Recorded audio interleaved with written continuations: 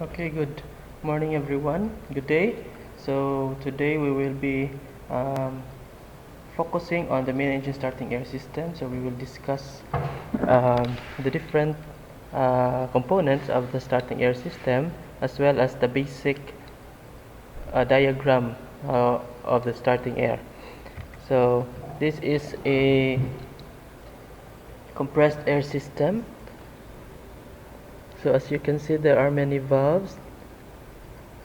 So we have the air compressors here on the left side. So we have the air compressor number 1, number 2, number 3. These are the three main starting air compressors, and the fourth one is a working air compressor. So the air compressors also have air coolers. Okay,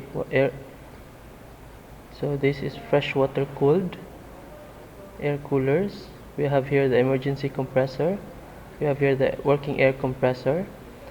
We have here the starting air bottle and the service air bottle. So the starting air bottle capacity is up to 30 bars, and the minimum pressure that can be used to start the engine is 15 bars, but it's better to have 30 bars on our starting air bottles to have sufficient air during starting. And if there will be a failure in starting our engine, so we still have uh, air left. Okay, so usually meron tayong magamit tayo ng dalawang compressor. Let's say na yung compressor number 1 natin, main air compressor, is nakaset sa 28 bars to start, while yung number 2 is nakaset sa 26 bars to start. So tatakbo yung dalawa pag mas mababa pa sa 26 bars yung pressure. So for example, 15 bars yung pressure, tatakbo yung dalawa pag naka-automatic. And then pag reach niya ng 26 bars, tatakbo pa rin yung dalawa. So itong pangalawa is papara to pagdating niya ng 28 bars. Pagdating ng 28 bars, isa na lang yung tatakbo compressor. And then pag na-reach na yung 30 bars, papara na naman tong starting air compressor. So kahit na hindi ka nagpatakbo ng makina, kahit hindi ka nag-start ng makina, tatakbo pa itong compressor depende sa pressure ng tangke mo. So for example, nag-start ka isang beses ng makina, so bumaba yung pressure na to 28 bars, so tatakbo yung unang compressor. Pag in case na nag-fail, nag-start ka ulit or nag-airflow ka lang, bumaba na naman sa 26 bars, dun tatakbo yung pangalawang compressor natin. So yung pangalawang compressor is naka-standby lang siya in case na mas kailangan pa ng maraming hangin yung starting air bottle natin. Kaya parang back up tong pangalawa nating compressor. And in case during maintenance may pangatlong compressor pa tayo, na pwede natin tong paganahin pag i-maintain yung ibang compressor. Okay? So yung service air compressor naman, 7 bars lang to, 7.5 to around 7 bars to 9 bars lang to. Usually 7 bars yung nasampahan kong barko. 7 bars na ginagamit naman sa low pressure control air at safety control air ng barko. So mga maliliit na pressure na for safety, tulad ng ano bang mga safety pressure, control pressure sa barko. So tulad ng sa fuel pumps. So sa fuel pumps, pag hindi pa na-reach ng makina yung rated speed niya pag start mo, so hindi mo na siya magbibigay ng fuel.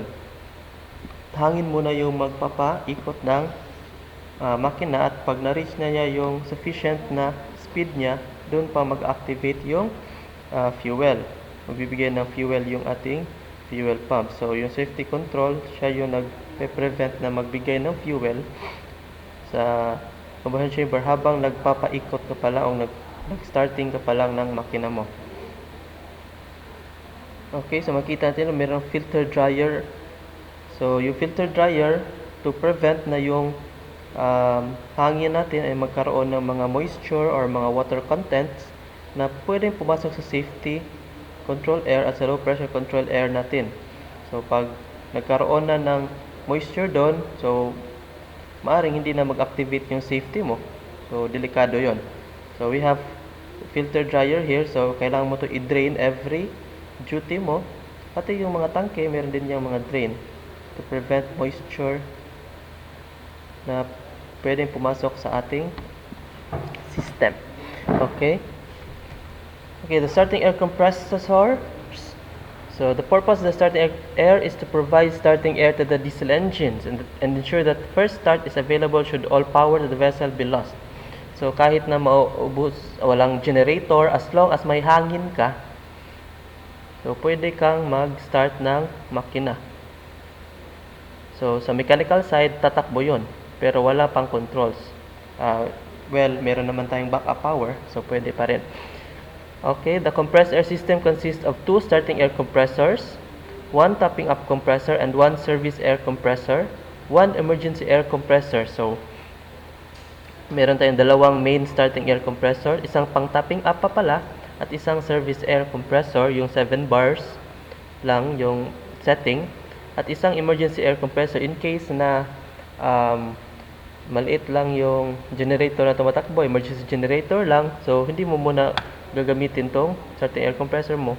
Pwede mo gamitin yung emergency air compressor or isang starting air, pwede din siguro, depende sa laki ng compressor mo. And then meron tayong 2 starting air receivers. So kailangan dalawa para mas marami yung volume na volume ng air na pwede mo ipasok sa yung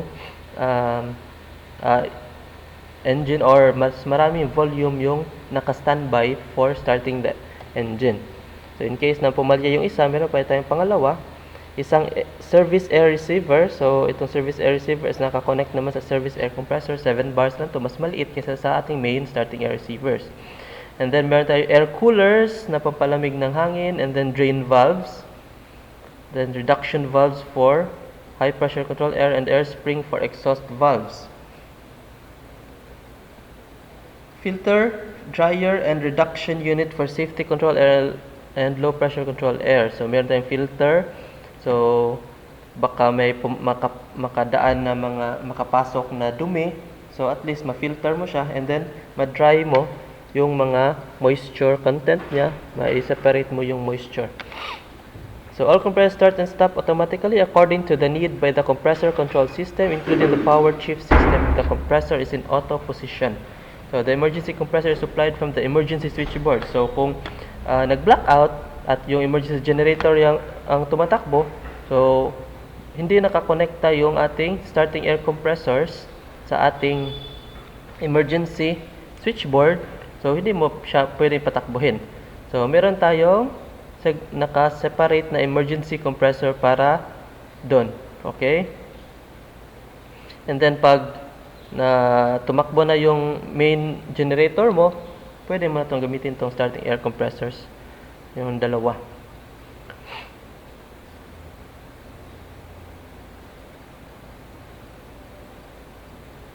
Okay. Okay, description. Each air compressor is monitored by an independent local safety system. So, yung ating compressor naman ay minomonitor pa rin ng ating safety system. So, pag nag-trip siya, pag na-reach na yung discharging air temperature 110 degrees Celsius. So, pag uminit na yung compressor mo, automatic meron siyang trip para hindi siya masira. So, maaring yung cooling mo kulang, or madumi na yung cooler mo, or madumi na yung filter ng cooling system mo. Kaya umiinit na yung ating compressor. And then low oil pressure, pag bumaba siya ng 0.75 bar, maaring sabihin natin na nag-leaking siguro siya, or may nasira sa loob na hindi na nakapag-lubricate yung ating starting air compressor. So, automatic magti-trip siya to prevent na masira ang ating compressors. So, ganun din sa emergency air compressors. So, stopping up and service air compressor are cooled by low temperature fresh water. The emergency air compressor is air cooled. So, yung emergency air compressor natin is kailangan air cooled siya. In case na mag-blackout, wala kang cooling nun, wala kang fresh water cooling nun kasi patay lahat ng bomba mo. So, at least yung emergency air compressor mo, hindi siya trip off o mag-overheat. Okay? The trip condition is indicated by a red alarm light on the compressor panel. So, makita mo dun sa panel na pumula na siya, may problema na dun sa ating compressor. So, the starting air compressors are normally operated with one compressor selected as master. So, this is achieved at the power shift panel. Master cut in and cut out setting can be set on variable page 620. So, kung meron tayong dalawang starting air compressor, yung isa master, yung pangalawa is yung parang standby niya so yung master siya yung unang tatakbo. So the start air receivers can be operated in parallel, or one of the receivers can be pressurized and shut off in order to be kept as a standby receiver. So pwede yung air receiver mo or air bottle mo, main air receiver is yung isa is punuin mo ng hangin and then sarado mo yung mga valves para naka-standby, puno lang siya lagi. And then yung gamitin mo yung isa, yung pangalawang starting air receiver. So para mayroon kang parating hangin na naka-imbak sa ating bottle. The main and the auxiliary diesel engines are supplied by separate air lines and stop valves from one or both of the air receivers. Okay. So, meron din tayong safety valves for the starting air receivers, open at approximately 32 bars. So, yung ating compressor, nakaset siya, papara siya at 30 bars, yung main air compressor na nakamaster.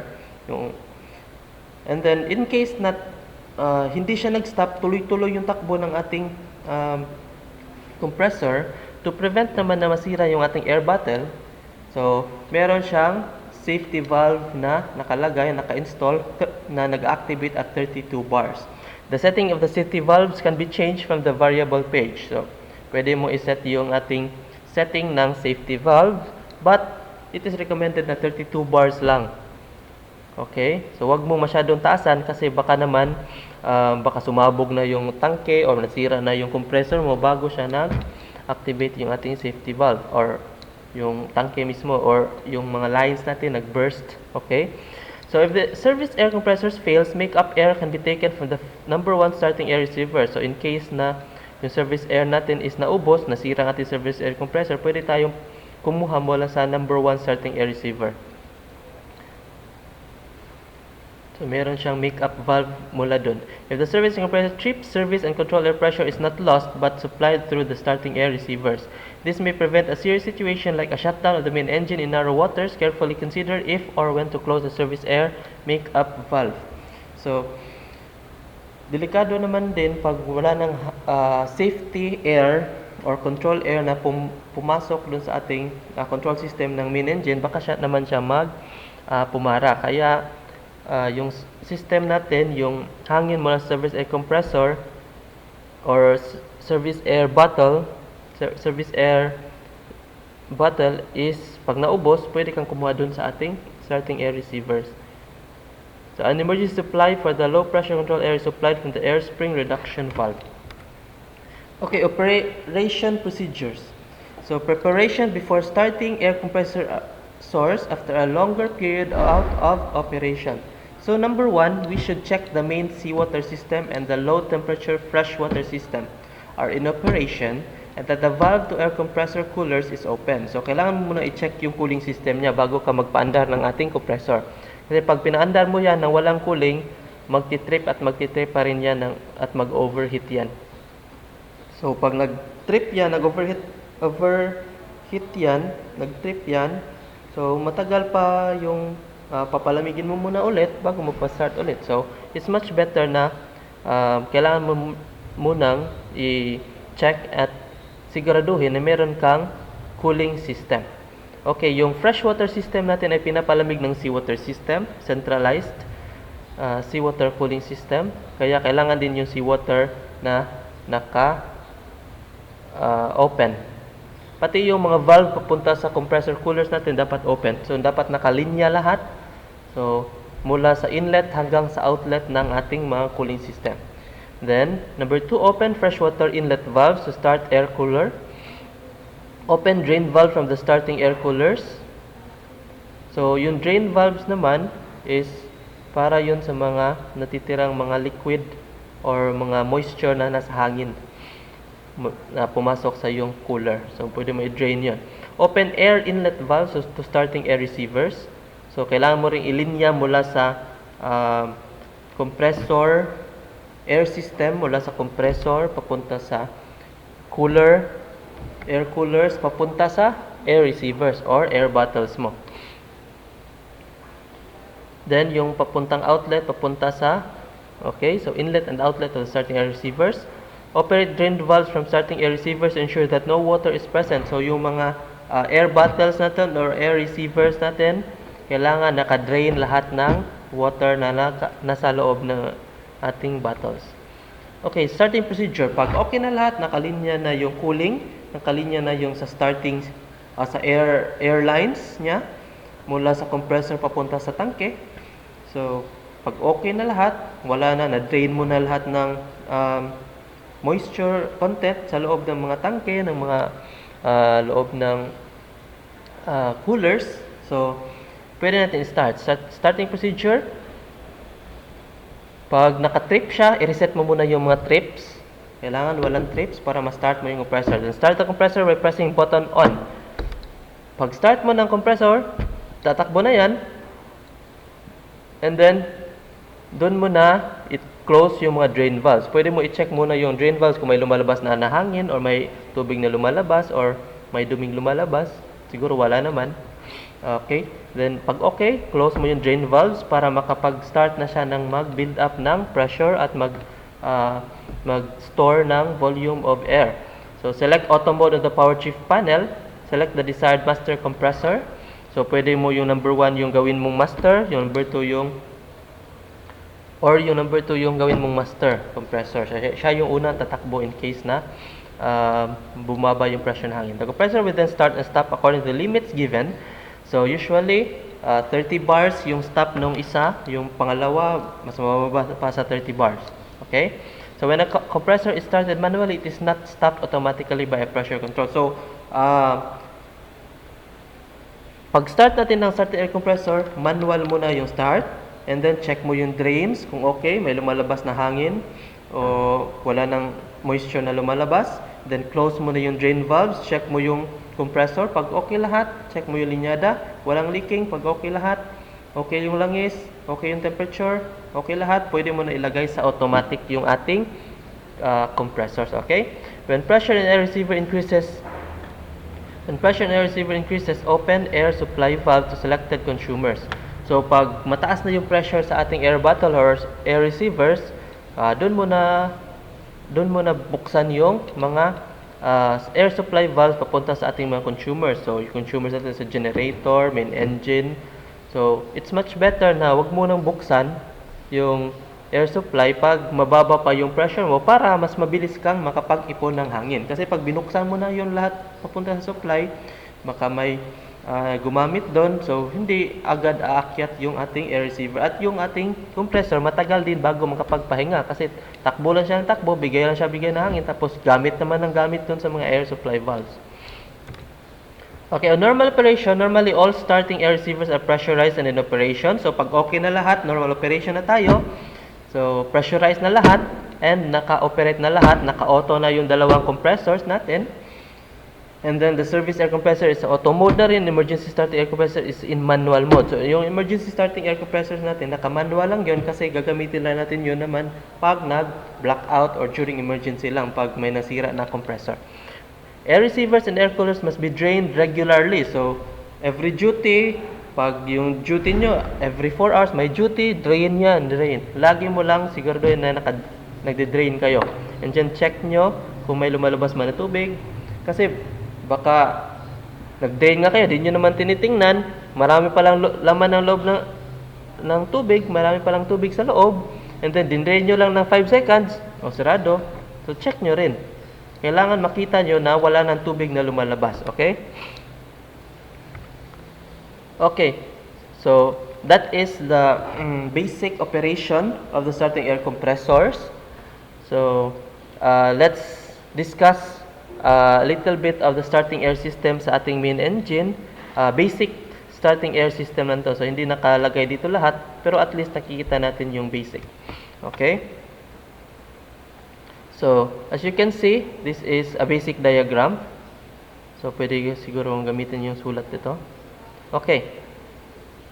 So, our compressor is a two-stage compressor. So, from low pressure, dadaan ng intercooler, then high pressure, and then intercooler na naman, then bago pumasok ng non-return valve, screw down non-return valve. So, yung sa system natin kanina, meron silang separate na separate na air cooler para sa ating compressor. So, hindi na dinlagay dito kasi basic diagram lang to. Okay? So, we have two compressors. So, yung compressor na to hindi nakadepende sa starting ng makina, kundi nakadepende siya sa pressure ng ating receiver. So, pag bumaba yung pressure ng ating receiver, automatic tatakbo yung isa. Pag mas bumaba pa siya sa mas another sa setting, so, tatakbo yung pangalawa pag di kaya ng isa. Okay? So, pag, for example, nag 28 bars na siya, yung isa na lang tatakbo, yung isa naman naka-standby na lang. Okay? And then, dadaan, meron tayong mga non-return valve. So, dapat, yung hangin, hindi bumalik yun sa ating air compressor. Baka mag-leak yun. Okay? So, we have also the relief valve or the safety valve yan sa ating mga receiver to prevent overpressure. So, yung kanina, sinabi na at 32 bars, mag-activate yung ating safety valve. And then, meron tayong pressure gauge para ma-check natin kung ilan na yung pressure natin sa ating receiver. So, pwede natin i-check manually. Ito yung gauge gamit natin. And then, ma-check din natin kung pumapara yung compressor at the right pressure niya. And then, we have also the drain here para ma-drain natin yung mga excess water na pumasok sa ating receiver. Okay, drain lang regularly. Okay, after that, the receiver, we have here a main line. Yung main line na to is papunta sa ating automatic valve. Okay? So, yung automatic valve natin, ito yung main line. And then, merong maliit na linya dito, parang copper tube lang yung laki. Papunta naman sa starting signal natin. So, starting signal, papunta sa turning gear interlock. So, as long as yung... Okay, lagyan natin ng arrows. Okay. So, pangit naman ng arrow ko. Wala bang preset dito na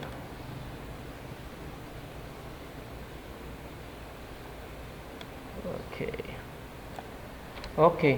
So, yung ibang hangin, 30 bar papasok naman sa starting signal and then turning gear interlock. Yung turning gear interlock natin is parang safety device siya na pag naka-turning gear pa yung ating main engine, hindi muna siya mag-activate, hindi siya magbibigay ng hangin papunta sa ating automatic valve at distributor, pilot valve. In case na tapos ka na mag-turning gear, pwede mo nang i-disengage yung turning gear mo. So, mag-activate na yung hangin, papasok na yung hangin, makakadaan na siya dito sa ating automatic valve, papunta automatic valve at papunta dun sa ating distributor. Okay? So, yan naman, walang papasok dyan na hangin as long as hindi mo pa napindot yung start signal. Okay? So, bakit kailangan mo nang bigay ng hangin papunta sa automatic valve? So, pag naka-disengage yung ating turning gear, pwede mo nang gamitin yung ating automatic valve. Pero pag naka-engage pa yung turning gear natin, automatic na, hindi mo gagamit yung automatic valve mo kasi hindi makakapasok yung hangin mula dito, hindi makakapasok doon sa papunta sa manifold pag hindi pa naka-disengage yung ating turning gear interlock. Okay? Okay, suppose na cylinder number 1 tong ating start. Okay? So, yung hangin dito sa ating automatic valve is naka-standby siya. Yung hangin hindi makakapunta dun sa manifold as long as walang hangin dito sa ating galing sa ating turning gear, interlock. Okay? So, protection yan. Okay, so after that, manifold, Okay? Yung manifold naman, siya naman ang bibigyan ng hangin dito sa ating distributor valve. Hangit ng arrow ko. Okay? Yung manifold naman bibigyan ng hangin dito sa distributor valve. Pag hindi binigyan ng hangin mula sa turning gear interlock, walang makakapasok ditong hangin sa itaas. Okay? So, as long as walang hangin yung galing sa interlock, hindi ka pa nag-start, hindi rin bibigyan ng hangin doon sa air starting valve sa itaas.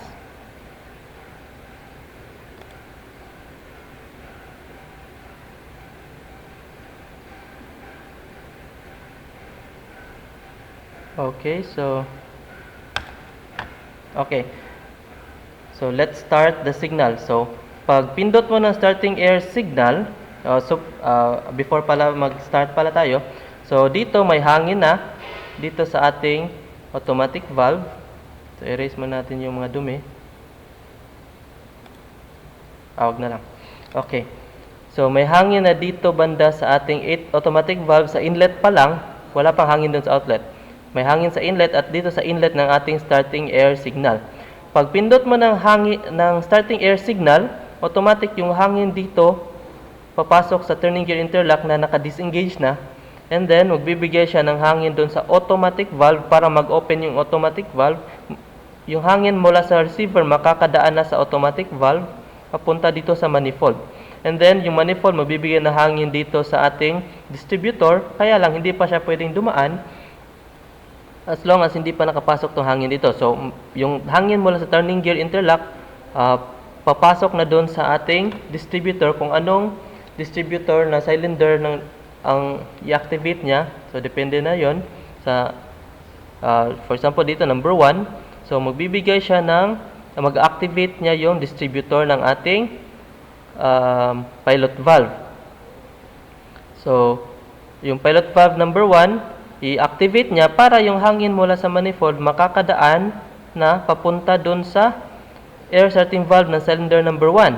So, itutulak niya yung ating cylinder head, air starting valve, itutulak niya yan pababa.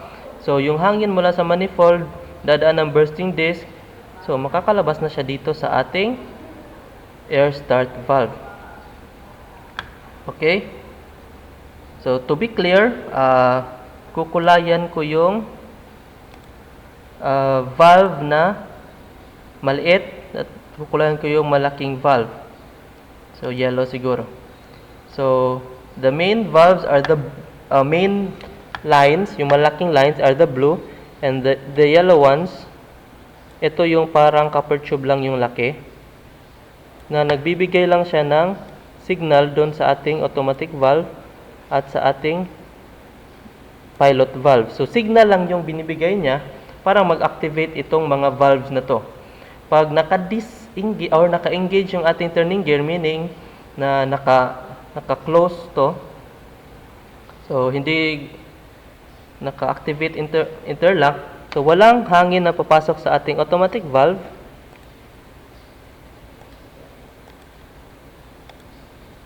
So, pag itong maliliit na to, pag yung turning gear interlock natin ay naka-engage, so walang hangin na mapapasok sa automatic valve, hindi niya ma-activate yung automatic valve, hindi niya rin ma-activate yung distributor. Pag walang activation dyan sa mga valves na yan, sa automatic valve at sa distributor, automatic na hindi mo po rin mapapatakbo yung makina mo. So, safety device yan. Okay, pag naka-disengage ng ating turning gear, magbibigay siya ng signal sa ating automatic valve na mag-open na siya, na pwede na siyang gamitin, and then magbibigay din siya sa distributor sa pilot valve na pwede na rin siyang gamitin or mag-activate sa ating pilot valve.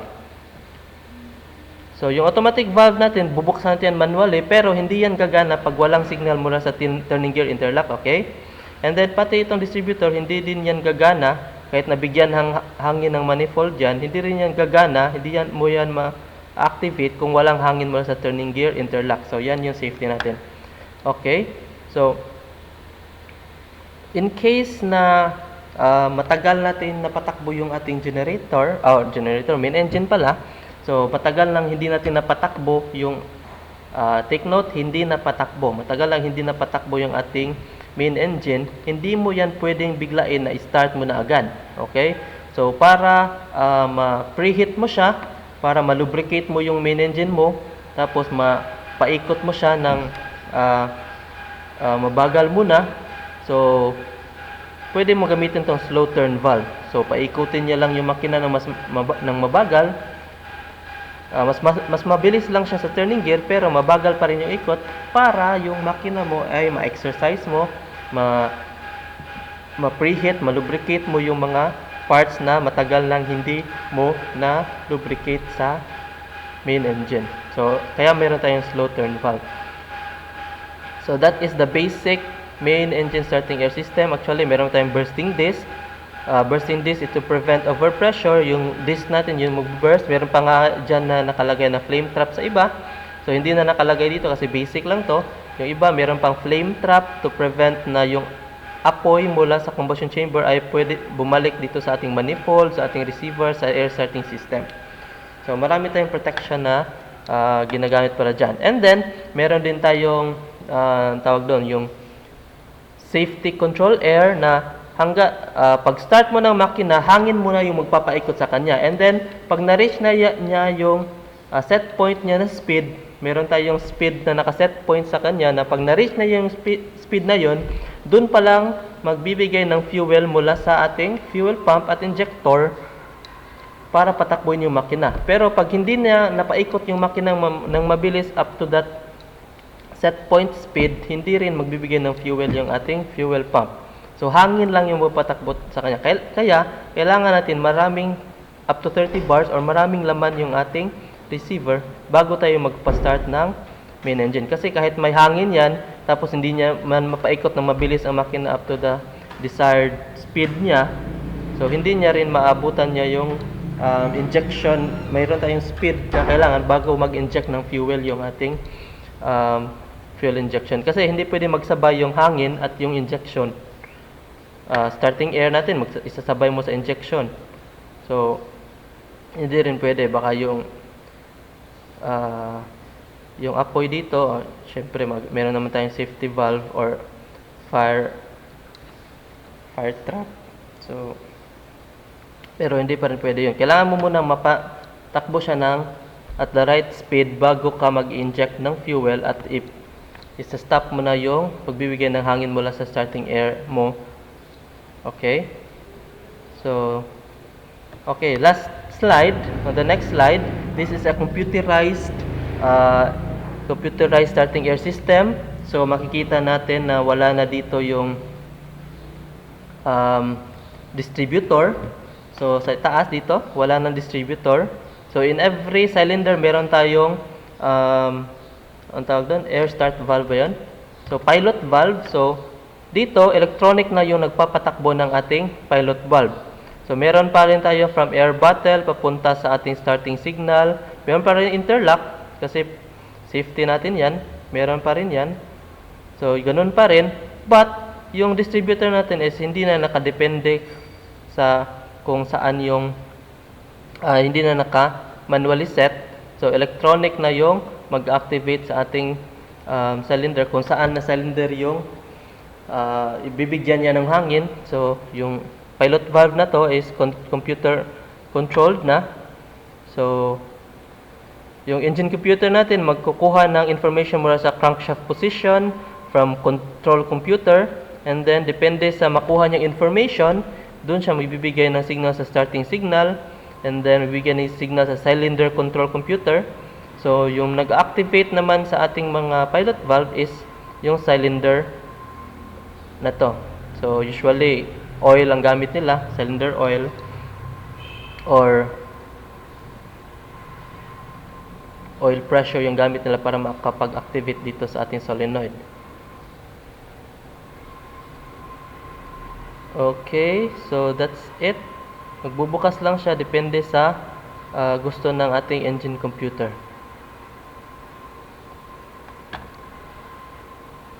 So that's it, guys.